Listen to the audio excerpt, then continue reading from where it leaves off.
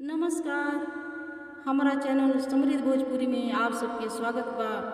हम सलील सभ्य और मर्यादित भाषा में जौना में भाव संदर्भ सार भी रहे गावे की कोशिश कैले बनी। आज हम गावत तनी एगो चुमावन गीत। ठीक लागी तो लाइक कमेंट जरूर करब सभे आ चैनल के सब्सक्राइब कर ना भूलाए सभे। इससे हमरा के प्रोत्साहन मिली और आप सबके तुरंत नोटिफिकेशन